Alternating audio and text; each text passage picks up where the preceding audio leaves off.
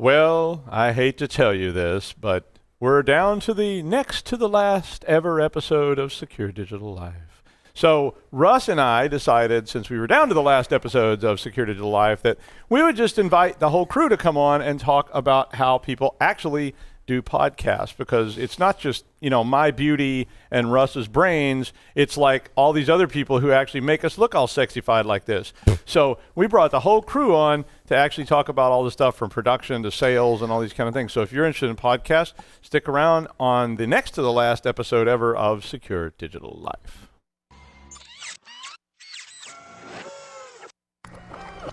This is a Security Weekly production. Welcome to Secure Digital Life.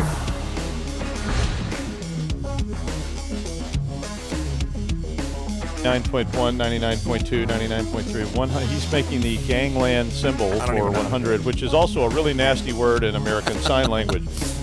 Animal plasma. Oh. Yummy. Boy, I bet that's a fun place to work. He'll be on head cleaning duty or something like that. Headcleaningduty.com. You have to wipe the drool off his frozen head once a day or something like that. Or chip it. I don't know. I heard you were watching some inappropriate content last night. Yeah. Meet you out in the quad at noon. That's right. Anyway.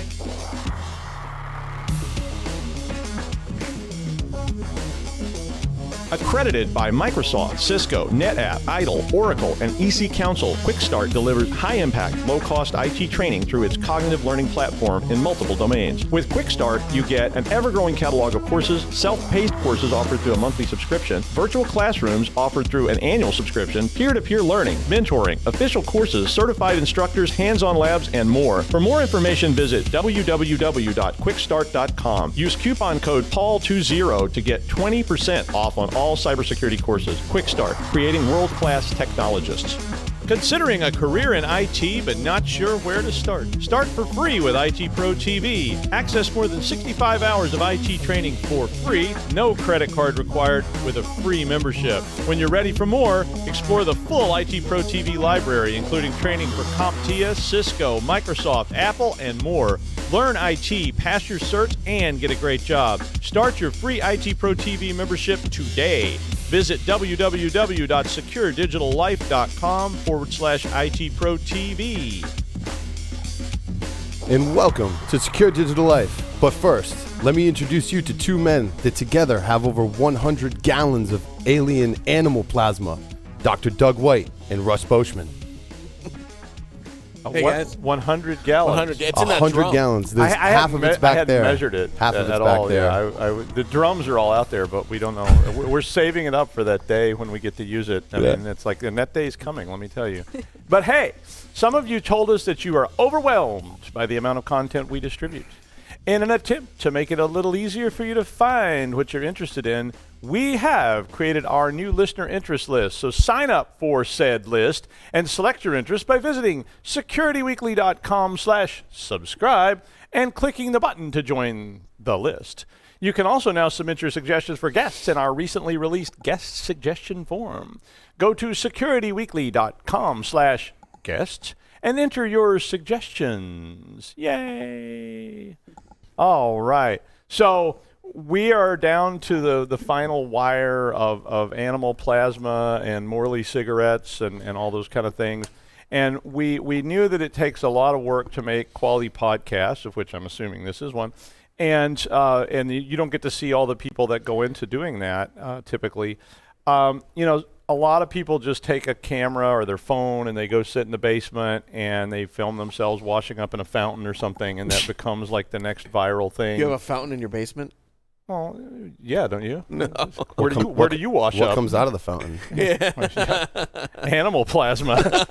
How do you think I keep all young? Oh, The God. fountain of youth. Yeah. Oh yeah. Okay, but it takes a lot of work. It takes practice. It takes skill. It takes talent. I mean, I'm only the talent part, but So basically, we invited everybody from the show to come on that is sitting in the other room, putting all these things together all the time. Which is Sam, who's the executive producer. Hello. and John, who is the line producer of all this, and Joe, who is the sales executive. I'm going to call him executive. It's not. Oh, I thought it was a dollar sign on your hat. No, it should be Crown Heads Cigar Company. Oh, okay, yeah, it's a cigar. Cigar. It's a cigar logo, yeah. But he's also the host of Stogie Geeks, which is a really successful cigar show. So he's also host and does that. John does all the like lead-ins to Security Weekly. So you're a camera persona, and Sam is now making her big screen debut. Big screen debut. Like first time ever before a national or an international audience of all of you out there watching. Adding the pressure on, Doug. Yeah, I'm just going to keep heaping it on, and then we'll see if we can challenge you with some math problems here in a little bit. It was coming right up, but so we're going to talk to everybody about what they do and what their roles are. Podcast evolve. I was going to talk a little bit about how like some of the podcasts got started first. I know when Paul started Security Weekly that it was basically him and then him and Larry running things on camera. So they're doing what a lot of people, a lot of you do is running all this yourself and everything. And then as that show evolved and it got viewers and it got lots of downloads and it became more successful, it suddenly turned into an enterprise. So now it is a big enterprise. They have a lot of people working there. A lot of these people work for Security Weekly, putting on a long show every week. Oh yeah, that's Thursday nights. What's the longest Security Weekly that we've ever had? I think the longest audio that I've ever recorded, like in the full show with the breaks, is over 4 hours. Wow. Started I was on that at show. 6 o'clock and probably ended at about 10:15. I think I was actually on that show. And I cut down, edited without the breaks, it was about 3 hours and 25 minutes. I was on one that was at least close to that long. I remember being there, and it kept going, and it was just like people kept talking and drinking, and like hour segments, because like we structure it for like 35 to 45 minute segments, tech segments, interviews, and the security news. That's when everything kind of goes off the rails, and a few glasses of bourbon and a couple cigars later, it's 10 o'clock at night. And that show has a lot of drinking, and there's you can see the bar behind me.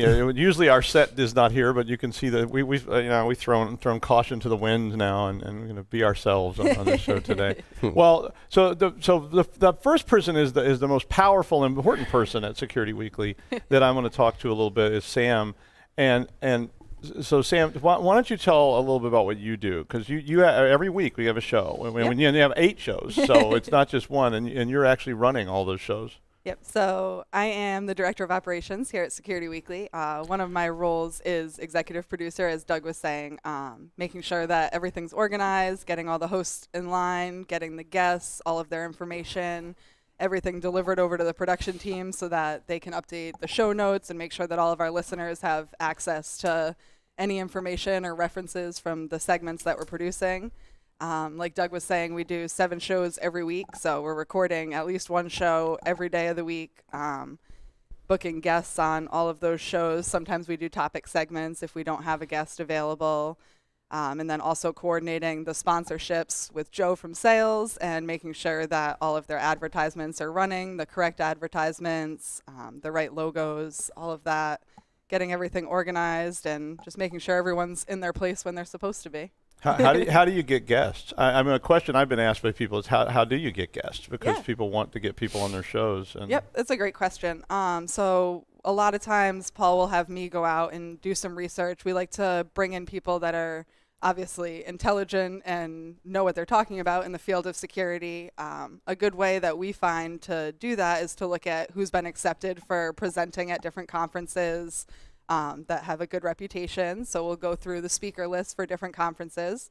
We also just released our guest request form to the public, so anybody can go to securityweekly.com/guests and they can enter their guest suggestion, and then that'll go through our approval process. If it's approved as a guest, I'll reach out to them, let them know a little bit about the show, that it's audio and video, get them prepared, excited to come on, and then we collect their information, pick a date that works for them and for us, and we're off to the races. Does it ever just all go wrong?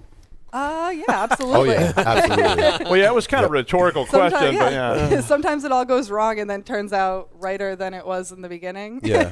Yep. Like this past Thursday, we had a guest that backed out, and then we ended up with 2 extra guests. So we did 4 segments instead of 3. 2 segments turned into 4. Yeah. Kind of like 2 hours started before the show we and didn't know the order that it was going to go in, and everything went well.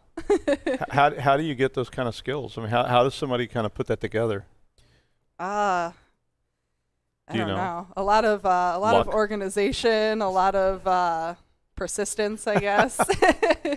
Yeah, I think it's to remain calm, right? Yeah, is that, definitely that's the real remaining thing? calm when there's chaos. Or don't panic. all I like around. don't panic from the Hitchhiker's Yeah, Guide. Hitchhiker's so, Guide. yeah. Author did. Always have a towel and Yeah, don't forget your panic. towel. And having a towel is useful, I think, here as well. And drinking, obviously drinking helps. Well, there's always the alcohol component. Component of it. The other thing that you do is you run all these cons. So I mean, all these people go to cons all the time or want to go to cons, but you actually are working behind it to put that together, to put all the people from Security Weekly there.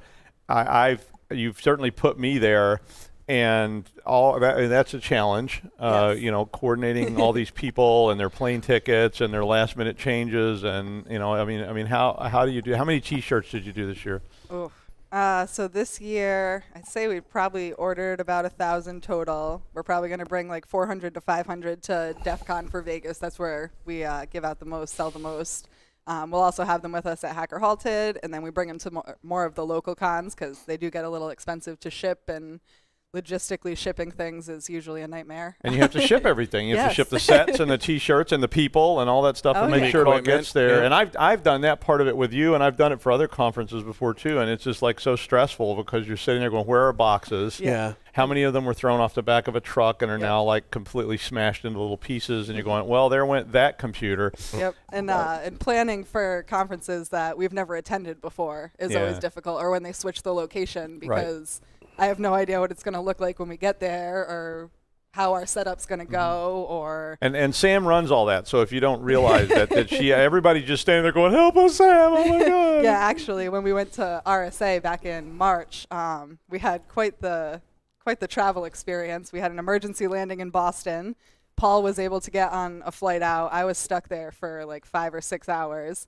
And I had all of our recording equipment. I had all the logistics and everything. So he actually got to San Francisco and texted me and was like, "Hey, what hotel are we staying at? Like, what am I supposed to do when I get here?" That's the way we So, all yeah. are at the con. It's just like, "Sam, I print out little daily itineraries for everyone. And like, what's my hotel and room number, and where's my key, and oh, I think I need a new pair of pants." and that stuff you just learn from experience, because the first conference I went to was InfoSec World, and I had no idea what I was doing, and just kind of. But I still think not everybody can do it. I mean, you say you learn from. Yeah. I've Yeah, definitely. I definitely. mean, a lot of people that work in the security industry do develop those kind of skills because you're used to really unusual and strange occurrences.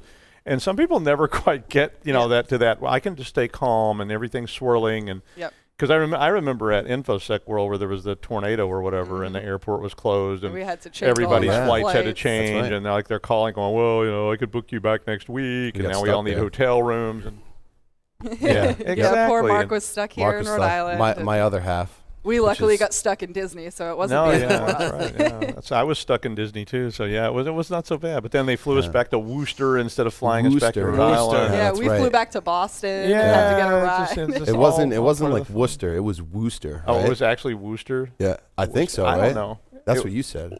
Well, I said it was some sketchy airport, right? 25. Well, how come it's Worcester and not Deuster? Or Worcester. Yeah, Worcester. Or Worcestershire. Yeah, Worcestershire. and Yep. Dorchester and Lancaster. And, that's not. We Because I need don't to think get anybody into the would big want to book stay of in British pronunciation. Deuster. I don't really feel like they would want to live there. Yeah, they It's not probably appealing, voted that right? down back in like the 17th century. It's like, we're not going to call it Deuster. Nope, Yeah. nope. Can't do It's it. like, that means something else. Okay, so another one of our guests here is John, who is the man, who is the line producer. And I'm gonna give a shout out to poor Mark. Yeah, who's he's not my here. other half.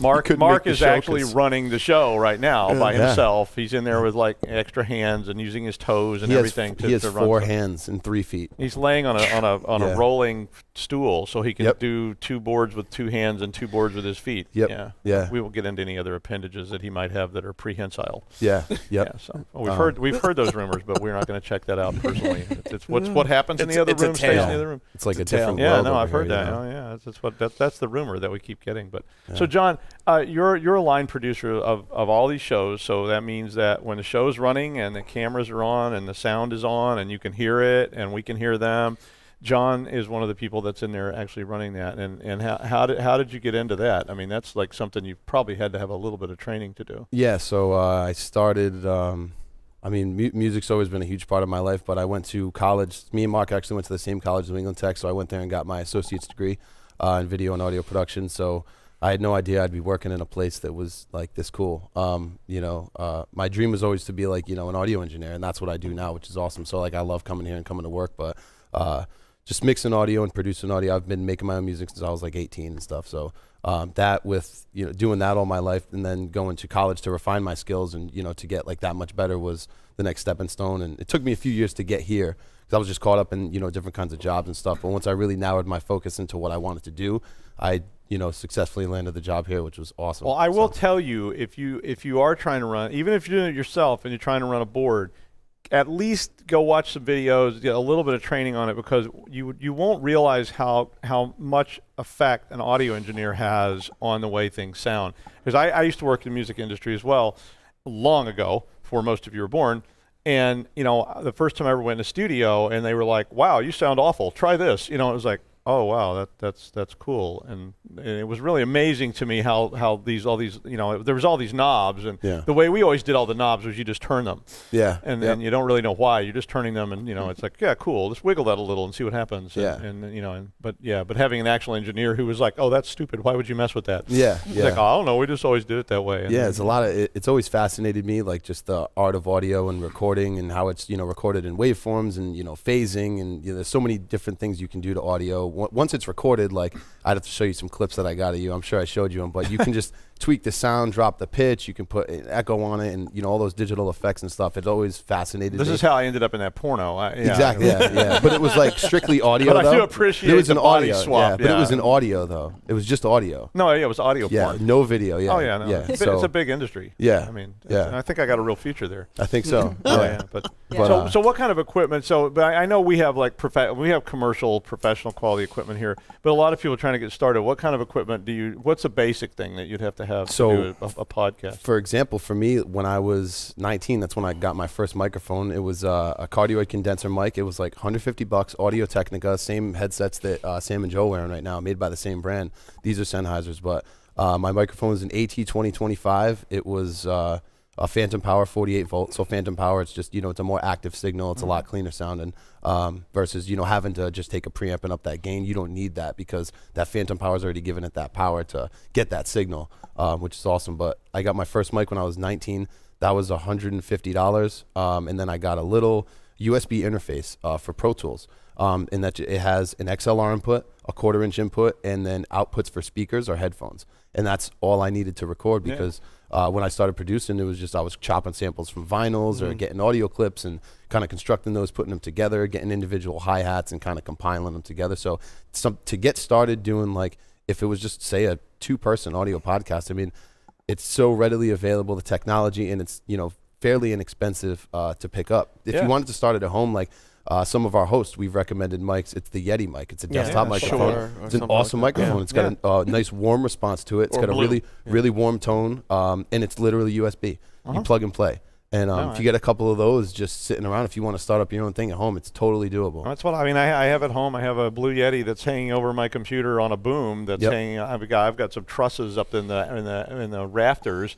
And I've got to hang off a boom, and it gets great sound quality with even my limited audio engineering skills, which is basically turn it on and push it to 10, and because it was years before I learned that the guitar volume knob really meant you could do something with it besides just turn it all the way up, and it was like all of a sudden I was like, wow, what if you did? Oh wow, that sounds cool. And I was like, what if I turned it on 8? And then like other people in my band were like, whoa, don't go to 11. Are you a professional? Because I started seeing people in the clubs going, hey, your amp's not all the way up, and it was like, oh, yeah, I set it on 8 because it gets old, and they were like, what?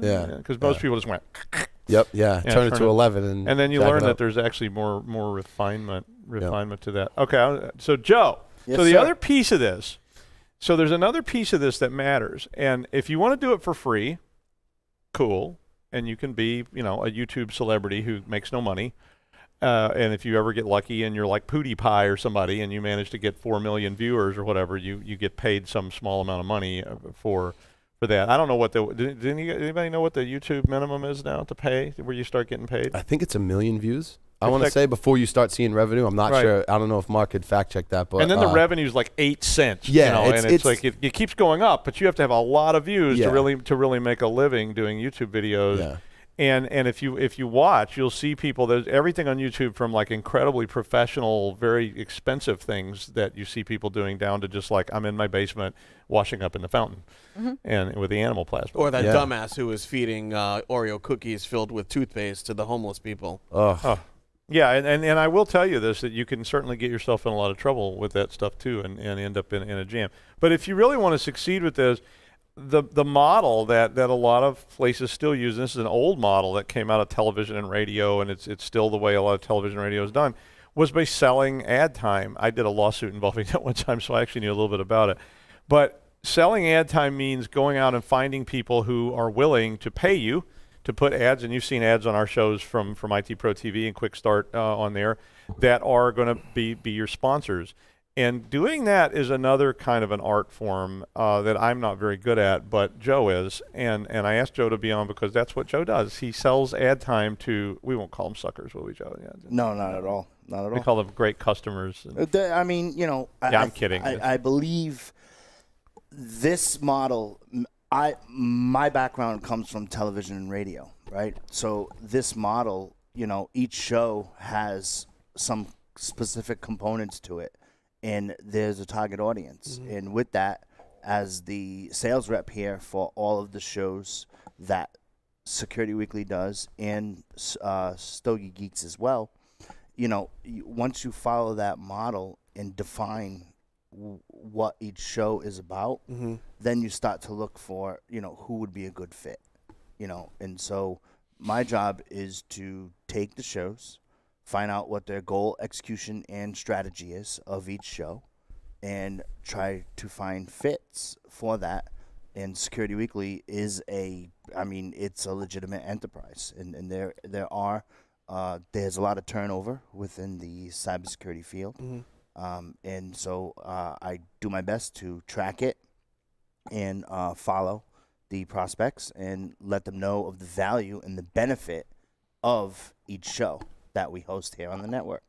Do you think there's a place where like you could start to do that? I mean, I think that it's a mistake to start too soon trying to do that, because people are going to look at you and go, you're what? You represent what? And so there's obviously some place where you start to seek out sponsors, but I kind of wonder, where do you feel like that is? Because podcasts are different from TV and radio, which is, you know, it is just a different realm. They are, but if you're on the inside, they're really not. So Okay. for example, if you take, I don't know, I'm not a fan, but if you take The Voice, right? Because most listeners might be familiar with the concept of The Voice, right? So The Voice show books time on that network, and within that show, they have different types of promos, different types of community outreach, different types of strategies that they use to engage the actual listeners. For example, Toyota donates car to the top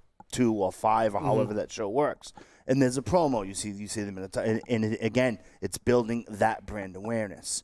They did a cause for the Red Nose, you know, to raise money for certain types of cancer research, et cetera. So to start to define that, I think if you're going to start a podcast, the best methodology you can start with is to define the goal, execution, and strategy of that podcast. The goal of the podcast is to talk about X or talk about this problem, or you want to define that scope. The execution is we're going to do an hour long per week or an hour long per quarter. Whatever you decide to do, make it consistent.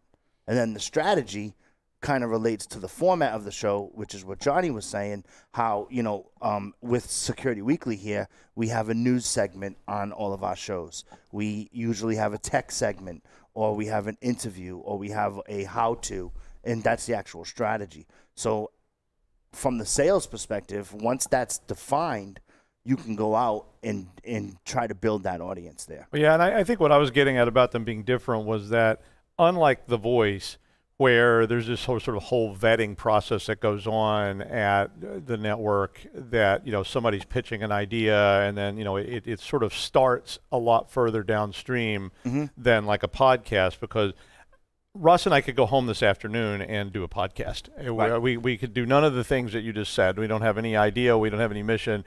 We just decide that we're gonna pour custard over our heads, and see. And it was a huge success already. And so that's going to be our big show. We just decide to do that and video it and stick it on YouTube. Yep. And that we're not going to get a lot of sponsors for that. I don't know. Maybe we would. I don't know. I don't know. Actually, you no. might.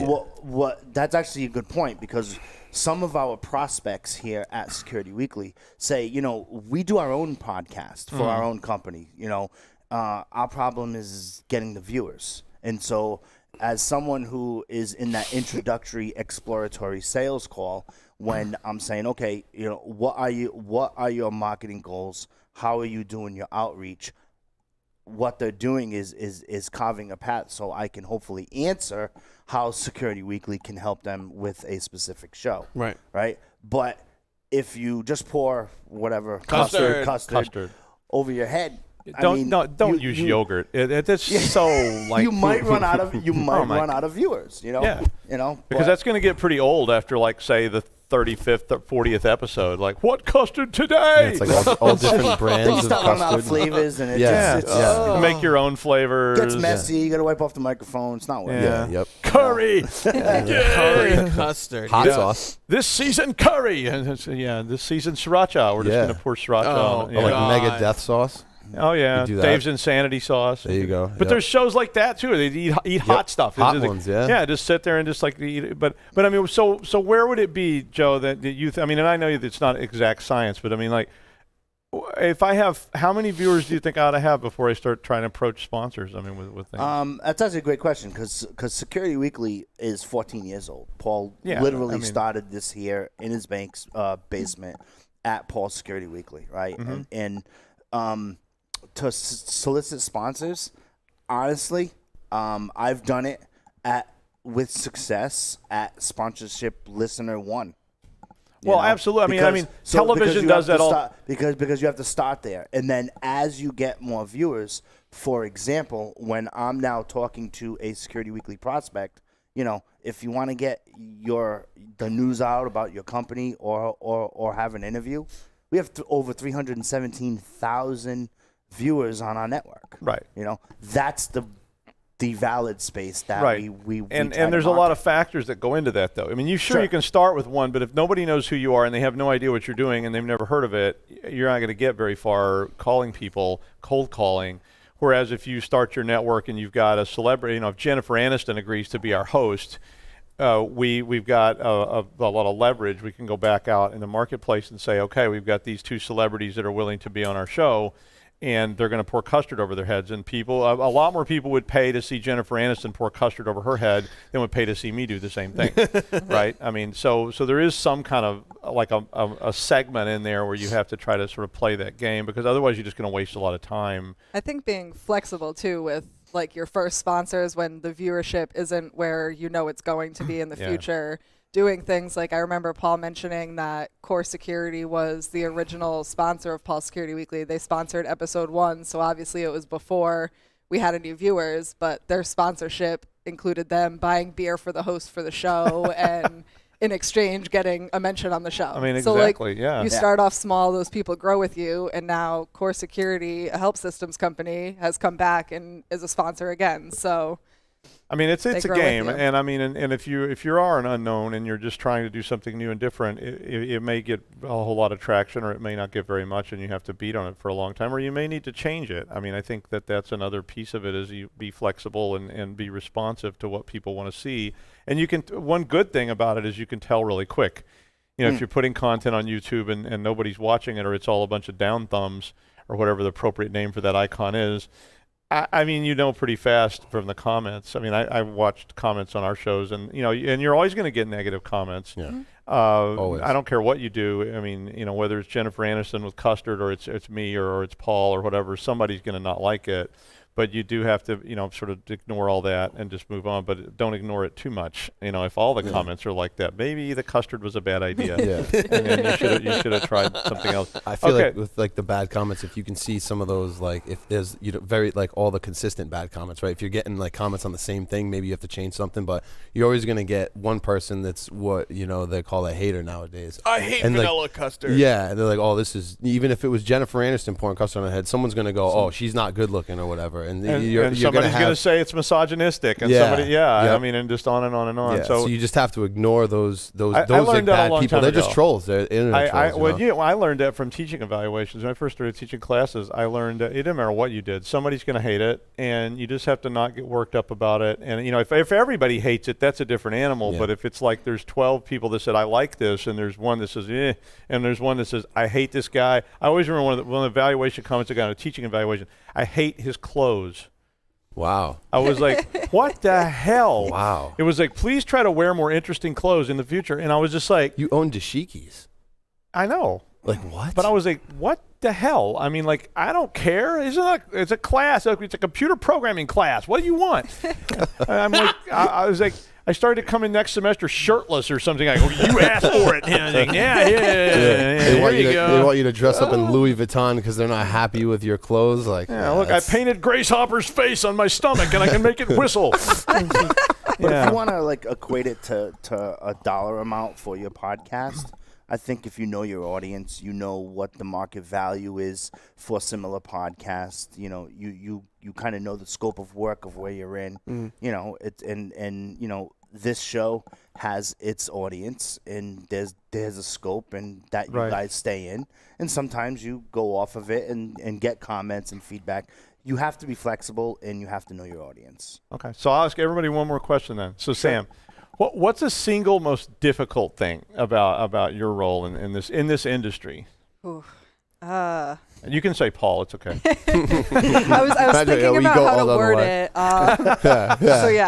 As many of us know, Paul is he's the creative. He's very all over the place. We've also referred to him as the salad shooter, which is right up on the set over here. So yes, he's very creative. He came up with this brilliant idea. He gives us all this amazing culture to work in and place to work and jobs that are awesome, and we are all full-time employees here. People think that that's crazy. They're like, wait, you guys, this is your career? Like, wait, you do a full-time podcast? Employees. We have great benefits. He takes great care of us. They're like, He's you work a lot 40 to hours. handle. You work 40 hours a week and you guys do podcasts? I'm like, yeah. They're like, how? Like, how is that your full-time job? I'm like, you have no idea. There's a lot of work that goes into this. 40 hours is, trust me, it is filled easily. We were at a con, the one in Newport. Ocean Conference. We were at Ocean, and someone literally, we all have our Security Weekly polos on or whatever, and someone says, it literally came up to me and she goes, well, you do sales for them? I says, yeah. And then they go, okay. And she just director of operations, and he's the audio. Okay, yeah. Do you guys have any side hustles? So I'm like, no, we're full-time employees. And she goes, really? And I'm like, yeah. And I'm like, honestly, if you can spend a day in our shoes, we're all strapped when it comes for bandwidth at our levels. Like, I always go to Sam. Everyone collectively goes to Sam. Without Sam. Sam if is anyone, like, has like no bandwidth left, it's Sam, and she always finds a way to figure it out. It is, yeah. Sometimes I have to be like, Sam, listen, you need to leave. Like, you got to go. Like, I'll even be staying late. And, I see Monday, stays till 7. I'll be at like 6 Tuesday. I'm like, it's like Friday and it's like 6 o'clock. I'm like, Sam, you got to go home. Like, like. On the other side of it, I come in late every day, so. Which is also nice to have the flexibility for. Sure. We could literally work probably 75 hours a week. Yeah. And easily. Just scratch the surface of what our weekly No, tasks I are. see it. Yeah. I mean, I see it from all at many different points, and they're absolutely right. I mean, I think Sam is invaluable, and I know I use her as a resource all the time. But I probably shouldn't. Same. Because I'm like, hey, Sam. Well, if you ask someone else, they'll tell you to just ask Sam. Just anyways, ask Sam. So. What can I buy? Might as well skip the middle step. This ask week's Sam. was like, I'm going to buy the crew lunch for the final show, and like, could you arrange it and pay for it and take it on? That's also another point I want to bring up at conferences when they say, I emailed Paul. I'm like, here, take this card. It says Samantha Estrella. Like, that's where you email messed her. up. If you want anything done, you go to her. Absolutely. Yeah, I'll follow Paul around with my little laptop and make sure that he sends the email before I leave. And John, okay, what's the hardest thing? The hardest thing, if having all the data that we need to produce the show, and that stuff. So basically it goes from, we started Joe with sales, right? He gets the sales done. That gets handed off to Sam, who does the operations and books the interviews, gets the headshots, the bios, figures out who's coming on the show. So once Joe has to go through that whole sales process, Sam has to go through that whole operations process. Once Sam gets all that information, that comes to me and Mark. If the guest doesn't send his or her bio, we don't have anything to put out in the wiki. We might have to go try to find it ourselves. If we don't have the topic of the segment, the preparedness of the show really is the hardest part sometimes to get together. I think that's always true. Just about anything is all the prep work is, and you don't get a lot of credit for that. Yeah. So all that prep work behind the scenes, and unlike television, the credits don't roll on the shows, so all your names aren't that thing that everybody walks out of the theater while it's scrolling past. That nobody looks at anyway. Yeah. Even though it's really important in the end, like the sound editor or somebody that it's like the only people that stay to watch that are like the people that know the sound editor. I know him, and Okay, and so Joe, for you, what's the hardest thing to keep going? The hardest thing to keep going is. Sales is about building relationships, right? And getting to the right person who can pull the trigger financially or make the decision collectively with their group to say, okay, we want this solution from Security Weekly. Hardest part of my job, they change cybersecurity jobs like jeans or underwear. So I can't believe the turnover in this business where they would go. It kind of reminds me of the insurance industry as well. Most people they'll start and they'll work for New York Life, and I don't like the comp plan over here, so I'm going to go to Northwestern Mutual, or I'm going to go to Pru, or I will say I've worked in the insurance industry. This is not this room is not like the No. I'm saying the employees. There's that constant turnover. Yeah, you're right. There, and it's great when they are customers or were customers and jump in and the email goes off, hey, I'm over here now, and you remember that thing we did over there? Can we do that over here? Yes, we can. What I mean? Yep. That's the joy of it, right? That's where that relationship part comes in. But the downside is getting that sales traction to move through the sales funnel, to have it get to even in through the doors to execute a program for them. So to sum all this up, I think for you, if you're out there, I think I agree with Joe very much that knowing the right person and whatever you're doing, it doesn't matter if you're doing podcasts or not. I mean, that's one of the first things they teach you about lobbying or anything else is like, don't worry about the names. Figure out who the right person is, because it doesn't have to be Senator Johnson. It may be, Senator Johnson's second assistant chief of staff, who's the person that actually knows everybody and gets everything done. So know the right people and learn the industry that you're trying to work in. Know who the players are. Know all those people so that you won't be nasty to them in the parking lot. I mean, that's always one of those tips that I give people is like, it's not a good idea. You go blazing in there and get in an argument with somebody in the street and then walk in and find out that that's the person who's interviewing you that night or whatever. Get somebody like Sam. That's not an easy thing to do. I hate to tell you. Don't get Sam. You can't have her.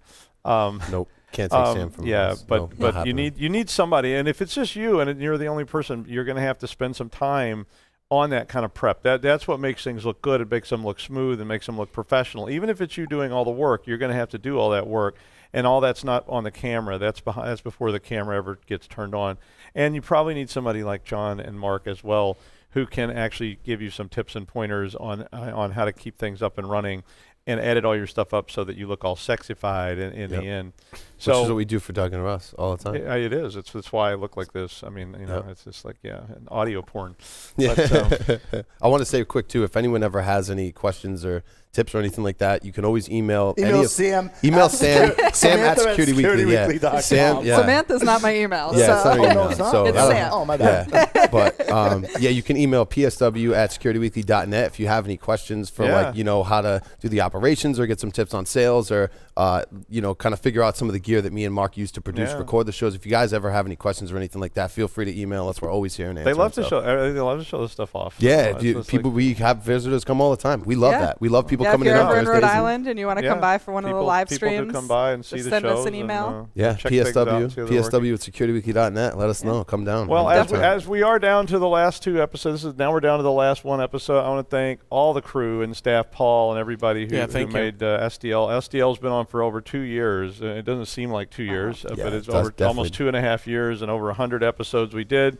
Thanks, Russ, for always being here as a great co-host Yeah. for the show. Thanks, Doug. Thank you And, guys. Thank too. you guys Yeah. for doing the show Yeah, for we 2 love you years. guys, man. We got one more show next week about interview techniques, and so tune in for that, and then we will be done. So thank you very much, and we'll see you next time We're on out. Secure Digital Life.